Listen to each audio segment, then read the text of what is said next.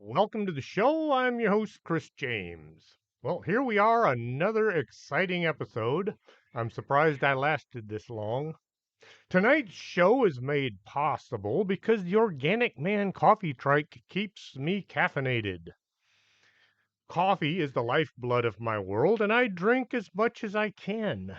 You can get a bag at 4501 McPherson, or you can order some coffee at organicmancoffeetrike.shop. If you're heading into the office in the morning and you just need a quick cup, their office hours are 6:30 a.m. and 7 p.m. August 11th, I will be at the Edinburgh UFO Festival, and I just had it confirmed a few minutes ago. They took my payment, so I'll have a table there. The event, the UFO Festival, will be at 200 7th Street in Edinburgh. That's their city hall. The festival will begin at 5 p.m. and end at 10. I'll have a box of books that I ordered for the Macallan Library that showed up the following Monday. I told you all about that. Yeah, the event was on a Sunday, and I got the box of books on a Monday. Hmm. Stop on by my table, even if you're not looking to buy a book or two, just to say hi and maybe tell me a UFO or a ghost story. And keep in mind, Christmas is right around the corner. Books make excellent Christmas gifts. They're easy to wrap. They don't weigh very much. If the person getting the book decides he doesn't want to read it, he can always rewrap it and give it to somebody else. They don't require batteries, and if you drop them, they don't break. It's a gift that you can just keep on giving to other people. Back when I was a paramedic, I would read up on things far beyond my pay grade. Anytime there was something medical going on, I could get there. I would look into things, especially the human mind. One day, a doctor was sewing up a UPS driver who had cut his leg open on something. I was standing close by watching, and the doctor noticed that I was very attentive, and he began talking about what he was doing, how he was doing it, and then he started talking about other things. He said that people have been studying the mind for over 2,000 years now, and we only understand about 2 or 3% of what's going on between the ears. This doctor was one of the cool guys that I got to work with. He had studied medicine in Mexico, and then he transferred up north. He was not a product of the pill pushing medical schools that we find so often these days. The mind is a lot more complex than anything else on this planet. It looks like a soft lump of tissue that sits between the ears and is used by most people to think with. There are two halves that work together, yet they seem to function separately. If something happens, like a stroke, you can tell which side of the brain it happened on by which side of the body is affected. A stroke on the right side of the brain will cause the left side of the body to either diminish or to completely shut down. During an autopsy, the doctor pulled a normal brain out and he showed it to us. It was kind of squishy and a grayish color. Then he pulled a brain out of an inhaler, a huffer's body, the guys that sniff glue and paint. The brain was as hard as a rock. It had crystallized. He hit it against the edge of the table and bits flaked off like ceramic. The parts used to think had all solidified. The next brain was from a guy who had drank himself to death, a honest to God wino. The alcohol had caused the brain to almost liquefy. The doctor had to keep readjusting his hands so the brain wouldn't slip through and fall on the floor. For such an incredible organ, it sure looks simple. course, you've got that Abby normal brain. If y'all don't want to know what I'm talking about, Young Frankenstein. Abby something or other. Abby normal. The folks who study this kind of thing say we use about 10% of our minds. What is going on with the other 90%? I wonder how much of his brain Nikolai Tesla was using. Or how about Edgar Casey? When he went into a trance, did Casey use parts of the brain that the rest of us only have there to keep our skulls full? Keep the wind from passing from one ear to the other. A railroad worker was cleaning out a boxcar one day, parked in a rail yard. He was up in the front corner, pulling some old cardboard boxes towards the door. As he poked around the unit, the door was slid shut by a coworker. Standing on the ground, you can only see a small section of the interior. Plus, there was no light in the car, so it was very dark. It was the end of the day, and all the cars were being locked up at night due to homeless folks using them as if they owned the place. The problem with having people sleeping in boxcars isn't that they need a place to sleep. It's that a lot of time the homeless will start a fire and burn one or a dozen boxcars to the ground. I've seen similar things happen as homeless people snuck into abandoned houses. They also sometimes use the bathroom near where they're sleeping. Car carriers coming north out of Mexico are locked up tight to keep people from vandalizing the cars. You would think they would step outside before doing their business. They also break things which make brand new cars a mess. The railroad worker heard the door slam shut. He tried yelling and then screaming to let his coworker know that he was still in there. He was in a refrigerated boxcar which has very thick insulated walls. Well, his voice went unheard. The workers wouldn't come back until the next day at 8 o'clock in the morning. The worker would just have to sit and wait until the morning. This was before the days of cell phones, so all he could do was sit against the wall and wait. As he sat there, he began to think about just how bad it would feel to freeze to death while locked inside a freezer car. Having nothing to occupy his mind, he really focused on what it would be like. He began to worry. The refrigerator car he'd been there to clean out might have gotten fired up at some point in the night. He thought he could feel the boxcar getting colder. This caused him to begin to shiver. The car was dark. He was all alone, trapped in the freezing darkness. To compensate for the cold, your body will make your muscles contract and relax very fast. This is to create heat as the muscles are working. You experience this as shivering. It feels horrible, and you instinctively will try to stop it from happening, but you can't.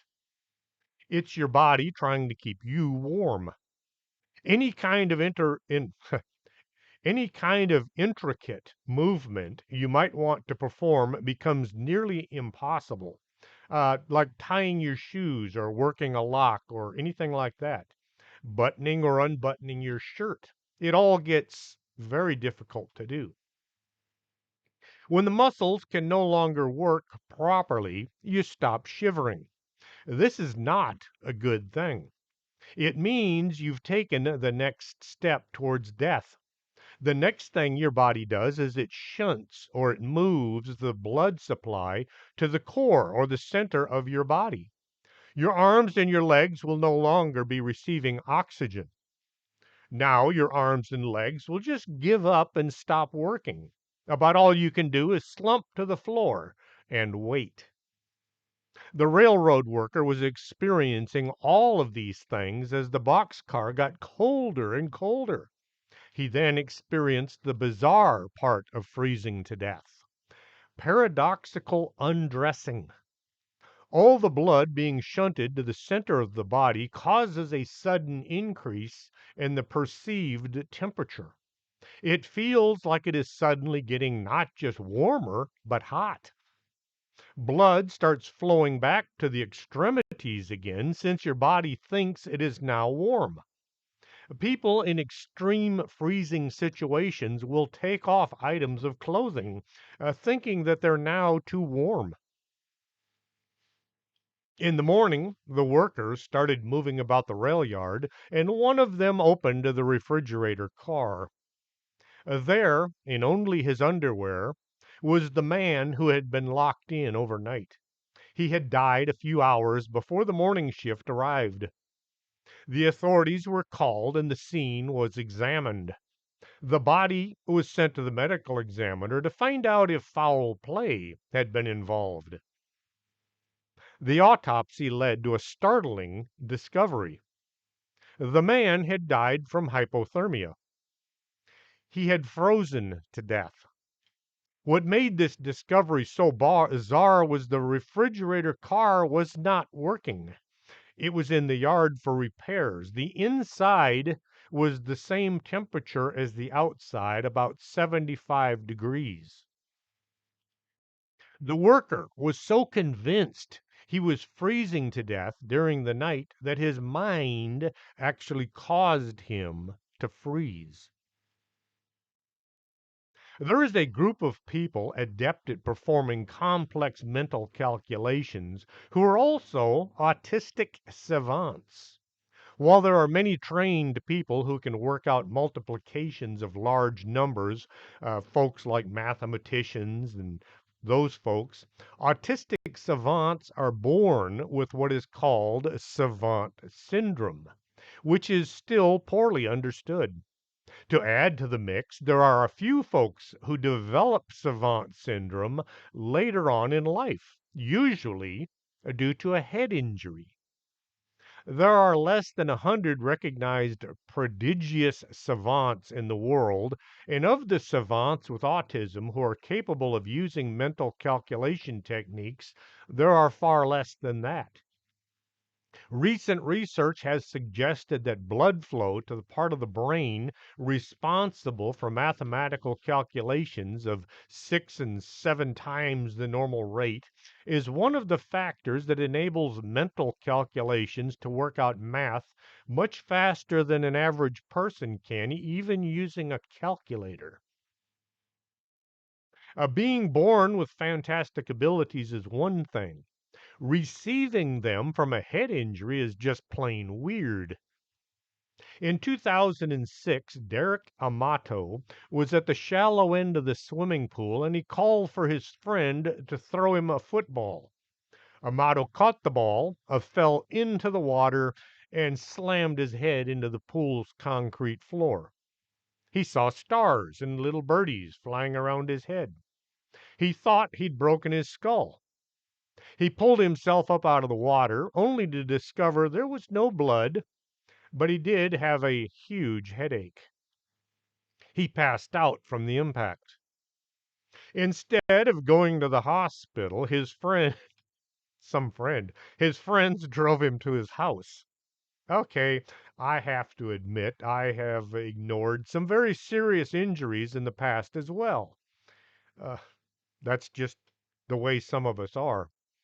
During the drive home, Amato kept telling his friend that he needed to get to a baseball field because he was a professional ball player and it was time for the big game. He must have been hallucinating.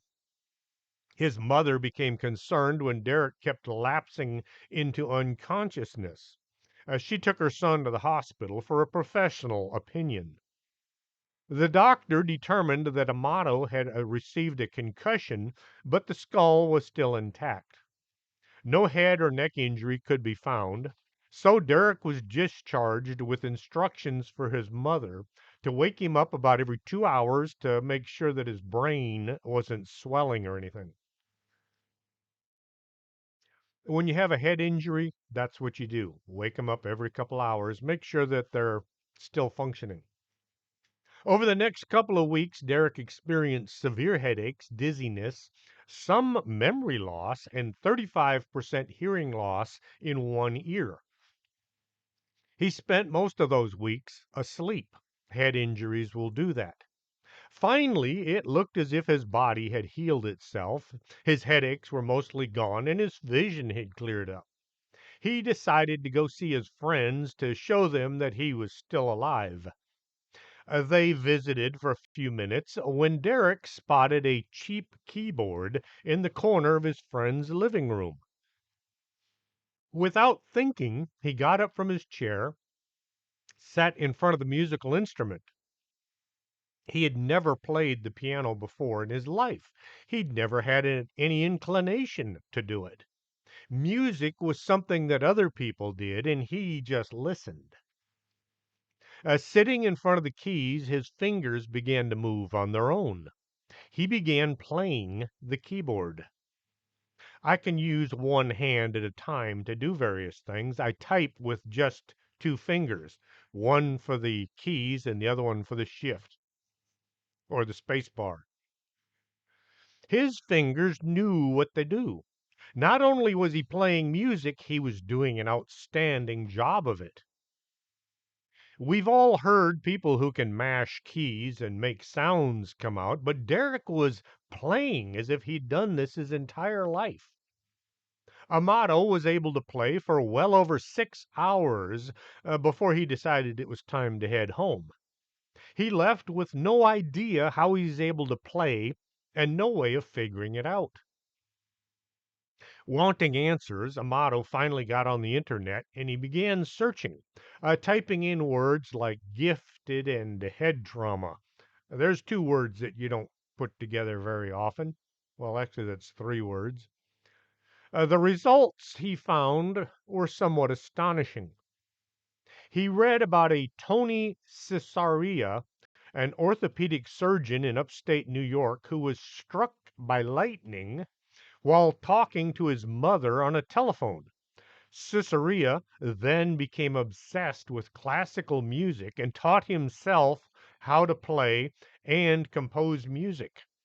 After being hit in the head with a baseball at age 10, Orlando Sorrell could name the days of the week for any given date. If you said, what day of the week was June 10th, 1776, he could tell you the date. The day, I mean. A bad fall at the age of 3 left Alonzo Clemens with permanent cognitive impairment and a talent for sculpting intricate replicas of animals. They were lifelike, more lifelike than you would expect from a young child. Darold Treffert was a world recognized expert on savant syndrome. Amato got in contact with him to find out if this is what he was experiencing. Treffert was a retired professor from the University of Wisconsin School of Medicine, but he went ahead and he looked at Amato to see if he could figure out what was going on. Treffert came to the conclusion that Amato had developed acquired savant syndrome. In the 30 or so known cases of ordinary people who suffered brain trauma, followed by a sudden develop of almost superhuman new abilities, artistic brilliance, mathematical mastery, photographic memory. One acquired savant, a high school dropout who had been brutally beaten by muggers, became able to draw complex geometric patterns called fractals. He also discovered that there was a mistake in pi, the mathematical equation, not the stuff you eat. A stroke transformed another from a mild mannered chiropractor into a celebrated artist whose work has appeared in publications like the New Yorker, and he's had gallery shows where his artwork has sold for thousands of dollars.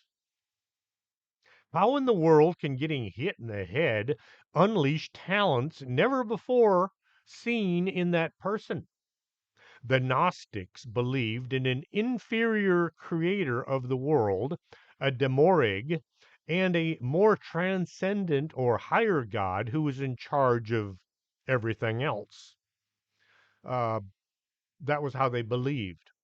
There was a special class or a race of humans that is descended from the transcendent realm and is destined to achieve a salvation and a return to their spiritual origins. Salvation is understood as a reawakening of knowledge or gnosis of the race's divine identity. We already know everything, but we forgot what we knew. The thing to do was to remember everything, and that would lead to salvation. That's how the Gnostics believed. This could have tied in with the Akashic records that Edgar Casey had used while he was in one of his trances. All the world's knowledge is there for the taking. We just have to figure out how to tap into it. How is it possible to know how to play the piano simply by receiving a head injury? Oh Lord, I can just imagine someone trying to improve themselves by bashing themselves on the head with something hard. I'm going to turn myself into a mathematician. Well, it ain't going to work that way. Speaking of Edgar Casey, during a school ball game, he was struck in the coccyx. That's the lower back, way lower back. And he began to act strangely. He said that while asleep, he had diagnosed his ailment and he recommended a cure. His family prepared the cure, and according to his instructions, well, it worked. Years later, Edgar became known as the sleeping prophet, even though he did far more health diagnosis than prophecies. I did a show about Edgar Casey. He is one of the three most interesting people to ever walk the earth. Edgar Casey, Nikolai Tesla, and of course, Jesus. A 16-year-old Atlanta boy woke up from a coma speaking fluent Spanish. Ruben Samoa is a native English speaker who knew some basic Spanish before he suffered a concussion during a soccer game. When he awoke from the injury, he was able to speak Spanish like a native. However, he had trouble with English. It just started flowing out, Ruben told a reporter. I felt like it was like second nature for me. I wasn't speaking my English right, and every time I tried to speak, it would have a seizure. He tells people the whole experience is weird, but not at all frightening. He has kind of enjoyed the idea of being a unique person who now is able to chat away in Spanish. He does have to relearn English. He's going to have to take ESL classes, which is, well, that's just weird. A Croatian teenager woke up from her coma able to speak fluent German, even though she'd only just studied it for about 6 months. In 2013, an Australian man woke up from a car crash speaking Mandarin, a language that he had studied in school, but he could barely speak. A lot of people don't realize this. There's no such language as Chinese. They speak Mandarin and Szechuan, but nobody in China speaks Chinese. It's not a language. If you're one of my listeners in China and I got the names wrong, let me know. But yeah, there's no such language as Chinese. It's like the people in India don't speak Indian, they speak Hindi. In fact, they speak like 14 different languages. Okay. All of these folks knew the basics of another language. What is bizarre is they all suddenly became proficient in the language. They spoke it like they'd been speaking that language their entire life, while at the same time, they lost the ability to speak their native tongue. The newfound language ability seems to be caused by the brain rewiring itself following a traumatic injury. Uh, there's all these are all examples of well documented but rare condition called foreign accent syndrome. There have been about 200 cases of foreign accent syndrome documented, which occur when somebody recovers from a brain injury only to find they could speak a foreign language. A Norwegian woman was hit by bomb shrapnel during World War II air raid. When she woke up, she was speaking German. Well, her friends and neighbors all began to shun her, thinking that she was actually a spy. The syndrome is caused by damage to the part of the brain that controls the muscles used to produce speech. Orlando Sorrell, talked about him a minute ago, was playing baseball when he was hit on the left side of his head by the ball. The blow was hard enough to knock him off his feet, but he got back up and continued to play. He told the coach he was okay and he didn't need to see the doctor. For the next few days, he had a bad headache, and that was about it. The headaches eventually passed, and shortly after this, he discovered he had an amazing and bizarre ability. From the date of the accident, Orlando developed an ability to perform calendar calculations. If asked what day of the week was October 22nd, 1963, he would immediately say it was a Tuesday. He could also tell how the weather was that day. It was cloudy with a chance of bullets. This is a weird thing to develop after a head injury. If asked about April 8th, 1958, he would say that it was also a Tuesday and that some weird kid was born that day. Well, not really. He didn't know I was born that day, but he would be able to tell if it had rained or not in his area. He wasn't able to s- come up with anything else. He didn't really know I was born. As time went on, his ability to tell the days from different dates had been improving, as well as his ability to tell what the weather had been. Now, this is so neat, but what possible use can you get from it? Knowing how to play the piano or how to paint or how to use mathematics, you can actually earn money doing that. Nobody really hires people to tell them what day of the week a certain date was. At least nobody I hang around with.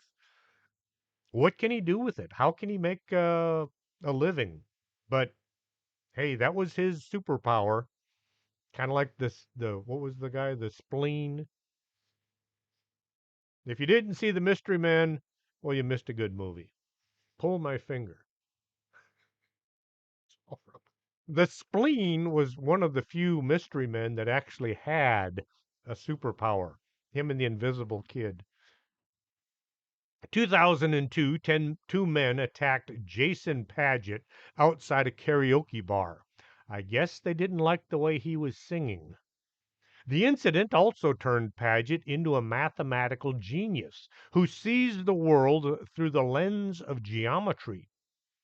Paget recalls being knocked out for a split second and seeing a bright flash of light. Two guys had started beating the crap out of him and kicked him in the head.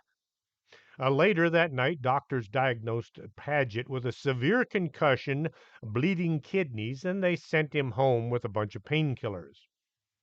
Paget, a furniture salesman from Tacoma, Washington, developed the ability to visualize complex mathematical objects and physics concepts intuitively. The injury seemed to have unlocked part of his brain that makes everything in his world appear to have a mathematical structure.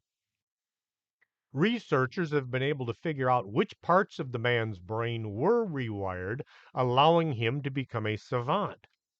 The findings suggested to the researchers such skills may lie dormant in all human brains.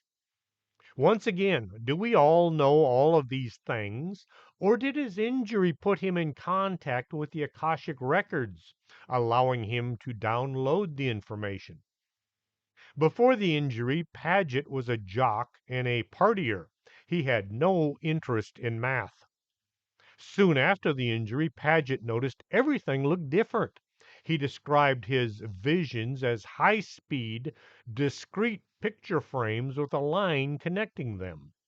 If you think of vision as the brain taking pictures all the time and then smoothing them into a video, it's as though Paget was seeing each frame without the smoothing.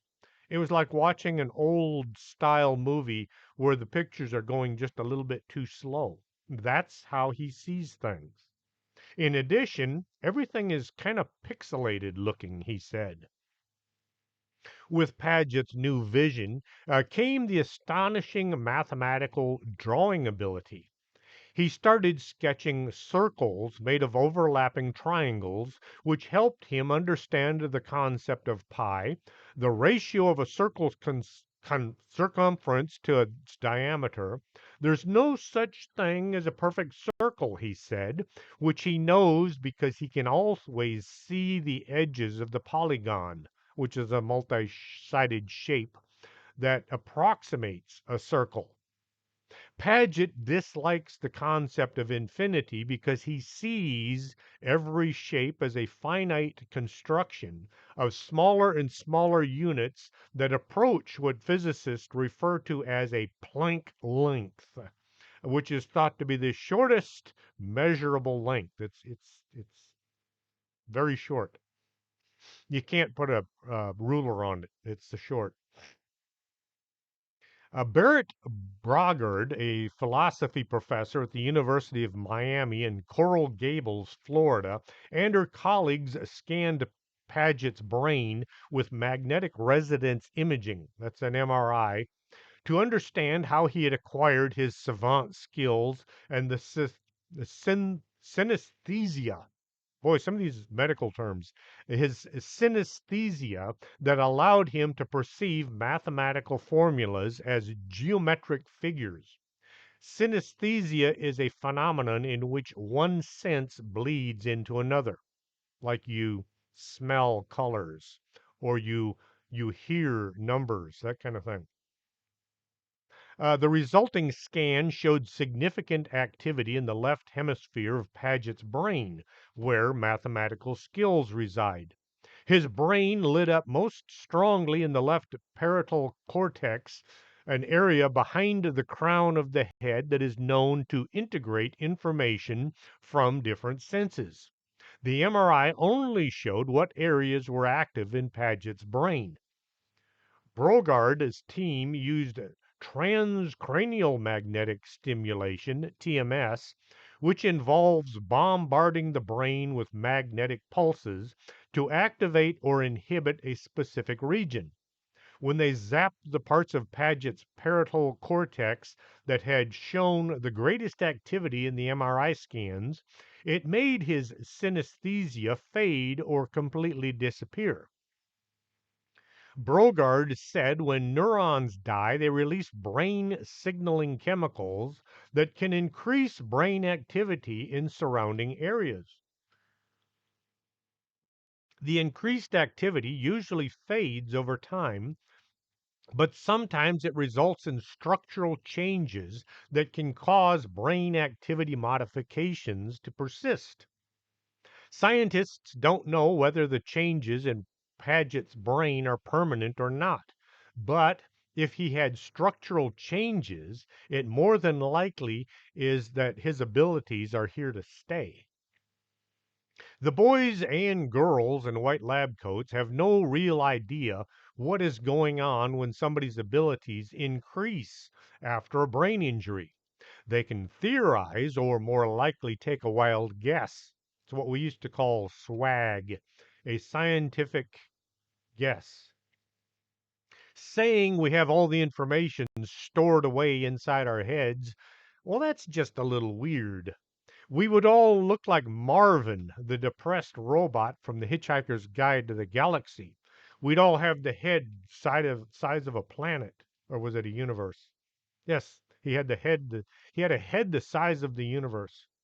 To make matters worse, the brain isn't the repository of our memories. Scientists think we use our brains to remember things, but then why do other organs seem to get involved? Jamie Sherman had several heart surgeries during congenital heart disease as she was growing up. She finally had to have a heart transplant at the age of 24. When she awoke following the procedure, she felt a deep sense of anger, wanting to fight someone, anybody, for no known reason.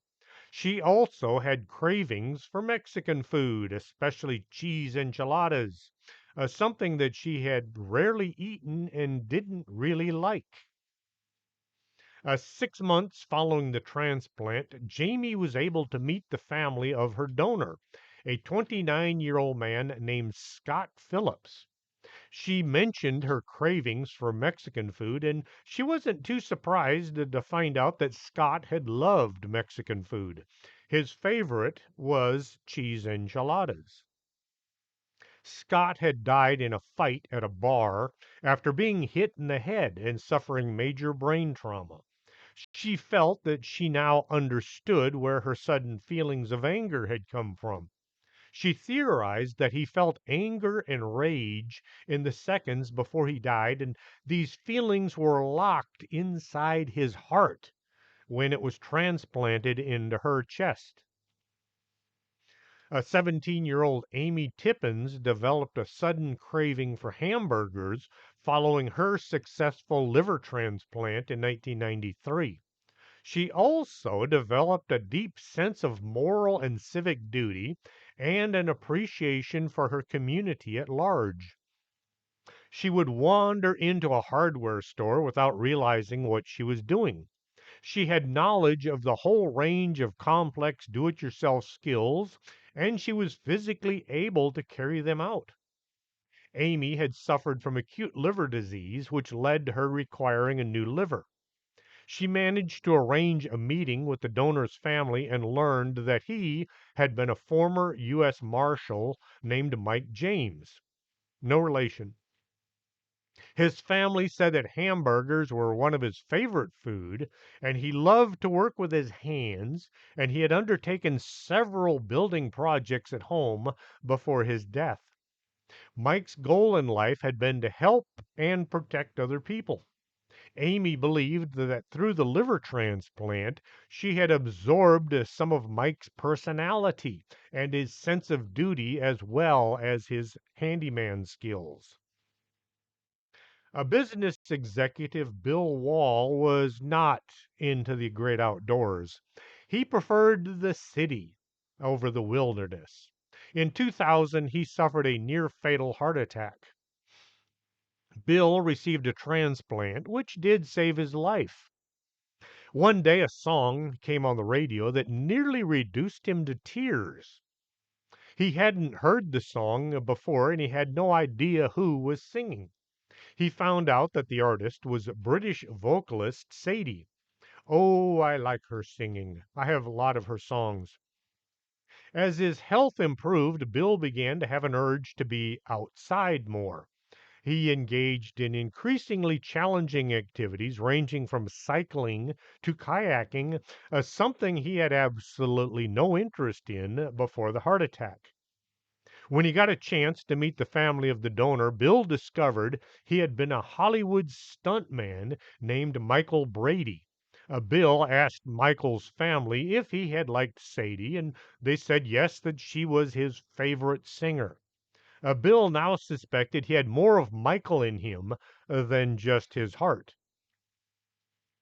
Cheryl Johnson, 37, firmly believes that following her kidney transplant, she took on certain amount of the donor's personality. She said this had happened twice, and with each kidney came a distinct change in her personality. Following 3 years of dialysis, Cheryl's first kidney transplant was in 2001. Cheryl stated that immediately following the procedure, she suddenly became argumentative and she would snap at people for no reason. This new outlook changed when the transplant ultimately failed. 2008, there was another kidney available, and again, Cheryl said the new organ drastically altered her personality. She no longer had a short temper, and her reading habits changed. Cheryl seemed to have a sudden craving for classic literature. Although she stated that she'd always been a reader, she'd gone more for the run of the mill contemporary stuff. Uh, books that I don't read. What do they call those? Harlequin romances and things. Well, she started reading things like Jane Austen and Fyodor Dostoevsky. Yeah, that guy. I read War and Peace once. God, that thing is long and boring. It's about that thick. I forget how many pages it was. And there's way too much peace, not nearly enough war. Not as exciting as you'd expect. 47-year-old Claire Sylvia received a heart and lung transplant. She was the first person in New England to undergo this procedure. She's convinced, in addition to these vital organs, she received some of her donor's tastes, his memories, which were locked inside his heart and lungs, and they were transferred to her during the operation. When asked what she wanted to do first thing after the operation, she said she was dying for a beer right away. Claire wasn't a beer drinker. She liked wine. Over the next few days, she found she was experiencing cravings for food that she'd never liked, ever. She wanted green peppers, and she wanted a Snickers chocolate bar, and she wanted chicken McNuggets, something that she had never, ever wanted to eat before the heart transplant. She also began having some strange dreams. She would see a thin man, very young, who she began to refer to as Tim. She began to get the name Tim L in her mind when she was dreaming. Searching through local obituaries of the day leading up to her transplant, she came across a Timothy Limerand. Timothy Limerand was 18 years old when he died in a motorcycle accident the day before Claire's transplant. He'd been on his way home from a local McDonald's restaurant. He had a bag of chicken McNuggets in his jacket pocket when the doctors began to remove his clothing, trying to save his life. Once it was obvious that Tim was Kaputsky, the doctors kept his body on life support to keep the organs going so they would be viable for transplant. Claire managed to track down Tim's family, whom she hadn't met, and they confirmed to her that the cravings she had been having were all the food that Tim had enjoyed, especially the beer. She has remained in touch with Tim's family ever since. Where are all these memories stored, if not inside the brain? What does the brain do besides think? Do we think with other parts of the body? When somebody says that they believe it in their hearts, is this just an expression or is this actually where the thoughts are taking place? My cat's doing some strange things over here, which for a cat, they're not really strange, so therefore she's not doing strange things, but she is acting weird. The more I've looked into things involving the brain, the more questions I've come up with. This is worse than trying to figure out who shot Kennedy. Where do thoughts go when you can't think them? Why do you forget things, only to sometimes remember them and at such odd times, like at 2 o'clock in the morning? I tell my wife when I can't think of something, I stop thinking about it and then it pops into my mind. But if I try to think about it, I can't remember what I'm working on. It just dredges them up when I stop trying. When a person has photographic memory or total recall, this is called eidetic memory. It's the ability to recall sounds, images, or objects from one's memory with extreme accuracy. Whether true photographic memory exists in adults is still a controversial issue, but it is accepted that eidetic abilities are distributed evenly between men and women. One also cannot become eidetic through practice, and as far as I know, very few people have ever gotten it from a head injury. James Henry Duke Jr. was born in Ennis, Texas, November 16th, 1928. Ennis is just south of Dallas. He graduated from Hillsborough High School and later earned a Bachelor of Science degree at Texas A&M in 1950. He served for 2 years in the United States Army as a tank commander in Germany before enrolling in the Southwest Baptist Theological Seminary in Fort Worth. Duke earned his medical degree in 1960 at the University of Texas Southwestern Medical School in Dallas. He completed his residency in general surgery in Dallas Parkland Memorial Hospital, where he helped save the life of Texas Governor John Connally in 1963, the day that President John F. Kennedy was killed.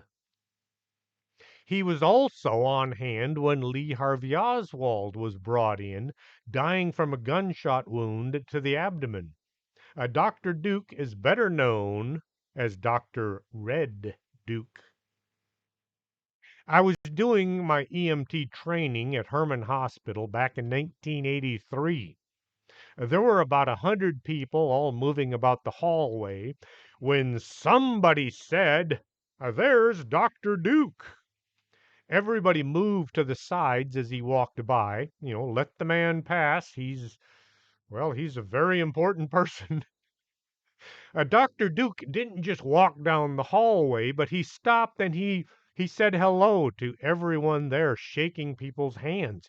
He would actually look right at each person and shake their hand and say something like, "Nice to see you," or "Glad to see you here," things like that. I was one of the fortunate people. I actually got to shake hands with Dr. Duke. It was like, oh wow, I'm never going to wash my hand. And well, you work in a hospital, you wash your hands a lot. In 2010, we had a class on combat medicine that was being taught by the military. We were at the Fire Department Training Center on Mines Road, just northwest of Laredo. While on break, a bunch of us were standing around the lobby when a huge group of local dignitaries came in the front door. All of the movers and shakers of Laredo seemed to be packed into one spot at one time. They were all trying to get very close to the one man who was right in the middle of the crowd. I looked over and I saw Dr. Red Duke about the same time that he looked up and saw me. He excused himself from all of these dignitaries from Laredo, walked right over to me, and shook my hand. He then said something like, "Nice to see you again." I was kind of thinking, well, yeah, there's two white guys surrounded by a whole bunch of Mexicans, something like that. No, we weren't the only two white guys in the room, but it did kind of look that way for a couple of seconds. Well, then Dr. Duke mentioned that crowd at Herman Hospital that day back in 1983. He said he was glad that I was still working in medicine after all these years, even if I was just a paramedic. To him, if you were in medical field, you were a medic. The dignitaries, you should have seen the looks on their faces. The dignitaries were all looking at me like I was some kind of celebrity. I knew the man that they wanted to get to know. Uh, I forget what I'm doing while I'm doing it. Where did he store all of this information? How is it he was able to recognize me after all those years when we'd only met for seconds? It's weird. His head wasn't any bigger than mine. Where did he store all of his memories? Was he tapped into some higher power somewhere, some Akashic record of memory that the rest of us can't connect to? Just a side note, Dr. Duke went to Fort Knox and I went to Fort Knox, but I was there a lot farther down the road from him. But we had that in common. How about somebody who's born with an ability that she only discovers after years and she had never been traumatized? No head injury, no lightning strike. For most of her life, Joy Milne had a superpower that she was totally oblivious of. She simply had no idea that she possessed an utterly amazing biological gift. She and Les, her husband, met in high school. She was 17 and no, she was 16 and he was 17 years old. After college, they got married and they set off on their happily ever after. Les became a doctor and Joy became a nurse, and they had 3 sons. One day, about 10 years into the marriage, Les came home and Joy said that he smelled different. No, he didn't have some other woman's perfume. It was like the smell of yeast that was going bad. Something in my throat, other than me. It smelled like something was wrong. Over the days, this smell seemed to get just a little stronger. And she started to tell him that maybe he had something on his clothes, or maybe he'd gotten into something at the hospital, but it was kind of annoying to smell this aroma on him.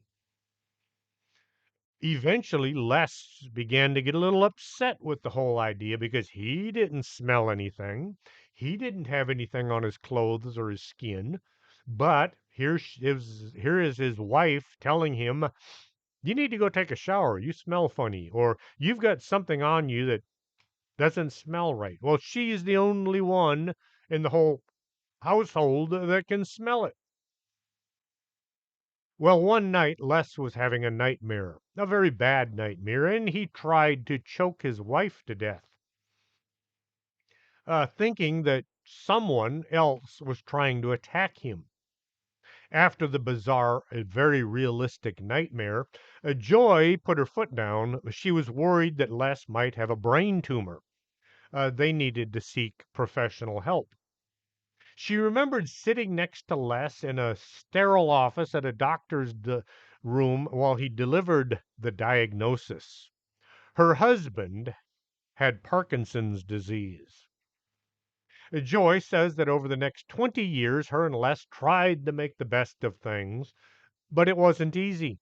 Parkinson's slowly eats away at you. He lost his job. He wasn't able to do any of the things that they used to do together. They tried to struggle through on their own, and then eventually they decided they were going to go to a support group where other people that had Parkinson's and kind of, misery likes company kind of thing. When Joy walked into the room filled with people who all had Parkinson's to some extent, she said the smell nearly overwhelmed her. This was the same thing that she'd been smelling on her husband for years. Joy realized that the other people in the room had the same musty smell that her husband had. The smell that Joy had first noticed when Les was only 31 years old. She noticed as she moved about the room that some folks had the smell really strong, while other people it was just overwhelming. Once her discovery was clear, her and her husband were both amazed. Could Joy be able to smell a disease? And if so, how? What was going on inside her brain that was allowing her to pick up on this smell? Joy had smelled the disease on Les more than a decade before any of his symptoms even began to show up. If Joy could predict Parkinson's before it was well established, Perhaps they could figure out some way of stopping the development of the disease. They went to see a Parkinson's researcher at University of Edinburgh named Thilo Kuntz. Initially, he said he wasn't interested. Take your weird Edgar Casey abilities and go. No, that's not what he said, but he just didn't think it was really able. He didn't believe that Parkinson's could be sniffed out by a nurse. Well, think about it. Here he is. He's the Parkinson's specialist of the whole planet, and he's never smelled anything. So, well, after several months, Kuntz heard about a research that was being done where dogs were being used to smell cancer, and this made him think about Joy. He tracked her down and asked her to come into the lab where he was going to conduct a special test. He had a group of people, 40 people, I believe, all put on white t shirts that were numbered and then go home and sleep with them on. Then they came back to his lab and he removed the t shirts and put them all into separate containers. Then he had Joy go over and sniff each t shirt. No, it was not like that. It was just take the shirt and sniff the edge. The shirts were all given random numbers and put into boxes, and she was asked to take each one out and give it a score. Joy, now my other cat's doing something weird. Joy was incredibly accurate. Out of all the samples, she only had one mistake. She identified a man in the control group, the group without Parkinson's, as having the disease. Well, a couple of months later, it turned out that the man actually did have Parkinson's disease. So she was batting 1,000. Joy not only could smell Parkinson's, but she could smell it even in the absence of any kind of medical presentation. Joy and her super smelling abilities have opened up a whole new realm of research. Researchers have recently found there are 10 compounds linked to Parkinson's by using mass spectrometry and other techniques to analyze samples from 274 people. They're hoping to find a way to diagnose Parkinson's from skin based biomarkers. Parkinson's begins slowly, taking years or even decades before symptoms such as the tremors appear. The ability to sniff a person and tell they're in the very first stages of a disease when it is far easier to fix would be fantastic new medical breakthrough as long as those people don't decide that they're going to get filthy rich by patenting all of these abilities. We're going to patent your nose, something like that. You know that curing a patient, you lose your customer, that whole thing. There are tons of money to be made in research, but not tons of money found in a cure. As long as they can keep saying, give us your money and we'll find a cure, well, the cure may never see the light of day. Unfortunately, that is the nasty, horrible truth when it comes to research. Let's all hope that Joy's nose never gets patented by some mega company. There are some folks out there right now trying to figure out how to use brain trauma to their advantage. Probably some kind of military overtones. I can only guess as to what they're doing to try to provide their theory, to prove their theories, or find the magic spot to whack with a hammer to get soldiers who are more powerful or less susceptible to pain. Or maybe they're trying to figure out which part of the brain to destroy so we will all be easier to manage. It's for your own good. Keep us from thinking, why do we have to pay taxes? And why is the government giving billions of dollars to other countries? Is there another country on the planet that taxes their citizens to give that money to other countries? Why do we do that here? Come on, folks. It's not like everybody in our country is in good shape. Oh well, that's life in the US. My theory, and this is just my theory, which I am currently entertaining, is the brain injury does not unlock some hidden potential inside our heads.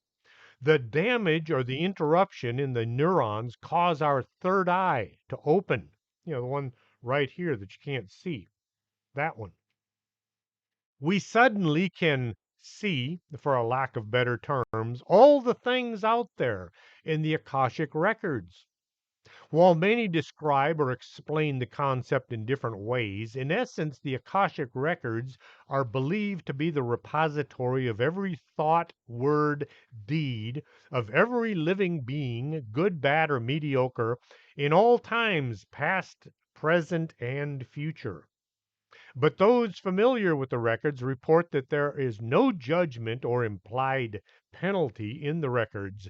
They're said to simply be a record of every soul's journey through infinity. This would imply destiny, which is hardwired to happen no matter what we try to do. I hate the idea that everything that can happen already has, and we're just watching as life goes by. This would add credence to those who say there is nothing to be done to change the outcome. If this is true, what good is there in making decisions on what to do or not do? I much rather believe there's a group consciousness out there that we can tap into, but it isn't everything that ever will be. I think it's simply all the possible outcomes that haven't happened yet. You download the information and then you make a choice. You flip a coin. You go that way or you go the other way, whichever way you believe is the right way. We won't know until the day we stop breathing. When I die and they lay me to rest, I'm gonna go to the place. Oh, well, yeah, that's from the song Spirit in the Sky by Norman Greenbaum. It's a good song. I like it. I have very eclectic taste in music. We don't know what's going on between our ears. Scientists who have been studying the human brain for 2,000 years don't know what's going on inside our heads. Why is it some people can move things simply by thinking about it, called telekinesis? Why is it that some people are so darn smart they remember everything that ever happened around them while other people are barely able to say, "You want fries with that?" And even then they get the order wrong. Hope you enjoyed tonight's show. If you did, let your friends, let your neighbors, let the people you don't even like know that they should be listening to Strange Things with Chris James. If you didn't like the show, just hit that thumbs down button twice. If you hit it twice, it makes it twice as good. Till next Saturday, this is Chris James for Strange Things. And don't forget about the music, the Baby Fly.